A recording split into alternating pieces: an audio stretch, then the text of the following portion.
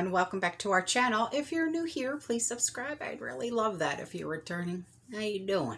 Grab your coffee. May your coffee kick in before reality does.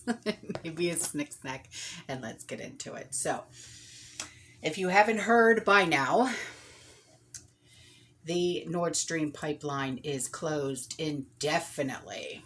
Yeah, so the UK, Europe, they are in a boatload up Shites Creek without a paddle. Okay? So,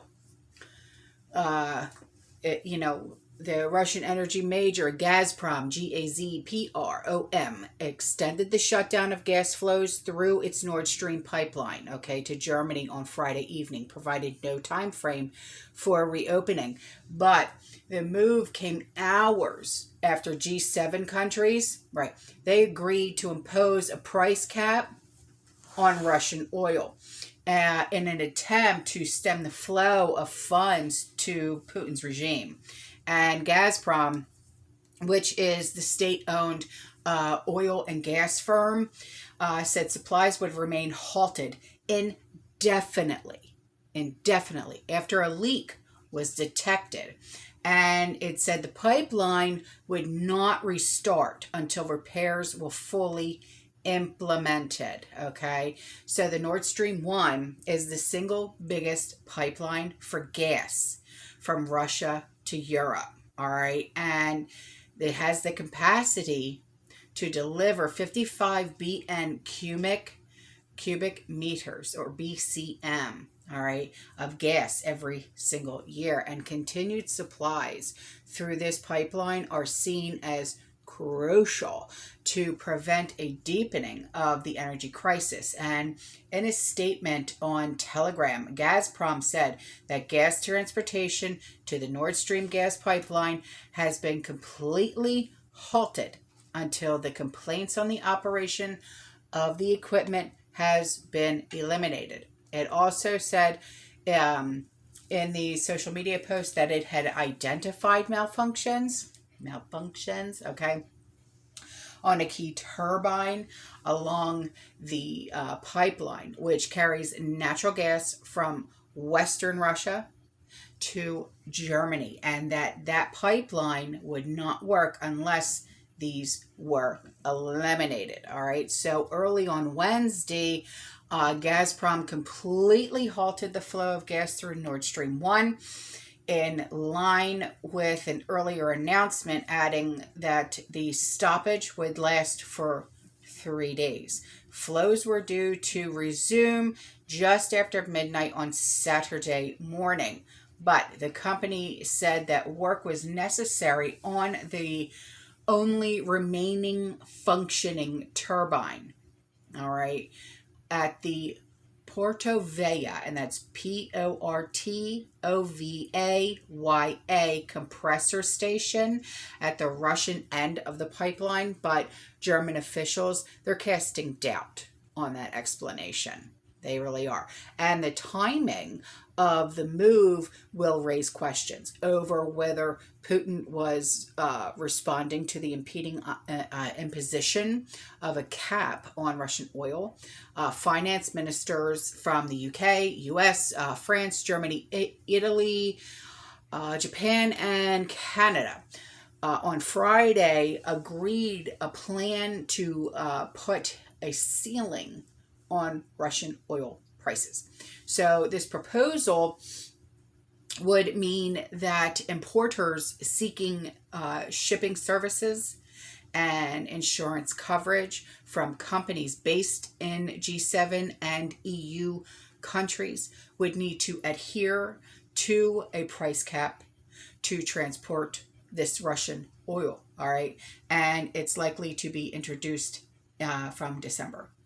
And since the invasion, Putin's regime has been accused of weaponizing gas by reducing supplies into Europe, pushing prices higher, threatening blackouts.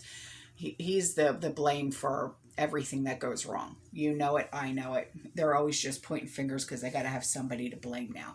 But Gazprom officials have already indicated that they would blame sanctions for disrupting gas deliveries to Europe. Okay, and in remarks earlier this week, Gazprom's chief executive, Alexei Miller, he indicated that the manufacturer, which is Siemens, Siemens, could not perform the repairs on the turbines that are used in the Nord Stream 1 because of the sanctions that were put against the Russian state energy company. And the shutoff, it will add to concerns that Europe and Germany in particular will be forced to significantly curtail power usage for households and businesses this year. So European countries have now rushed to fill up their gas storage facilities in case Russia cuts off the gas supplies completely this winter. And Germany's storage facilities are now more than 84% full. But the head of Germany's network regulatory agency, Klaus Mueller, Mueller, tweeted that the Russian decisions to keep Nord Stream 1 switched off for right now increases the significance of a new liquefied natural gas terminals that Germany plans to start running this winter for gas storage and significant needs to save on gas, okay? And the European Commission chief spokesman, Eric Mamer, Mamer, said that Gazprom's announcement this afternoon that it was once again shutting down the Nord Stream 1 under fallacious pretenses is another confirmation of its unreliability as a supplier. So now, Europe's shortages, okay, are well on track to hitting or even surpassing their targets for this summer. And there's plenty of scope to replace that gas with liquefied natural gas imports for right now. But when the weather turns cold, that's when the shite's really going to hit the fan. I mean, I'm sorry to say it, but it's true. So that's when the demands are going to start to pick up in the winter in Europe, in Asia. And there's only so much LNG out there that Europe can import to replace the Russian gas that is now stopped indefinitely until the pipeline gets fixed. Yeah. I know. I don't know if I believe that it's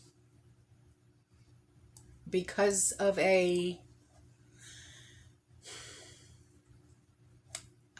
don't believe it. And I'm just going to sit here and say that. Okay, I don't believe that it's because there's a malfunction. Something's just telling me that no, that's not true. I think this is just another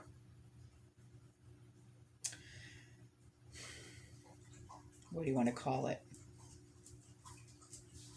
Punch in the gut.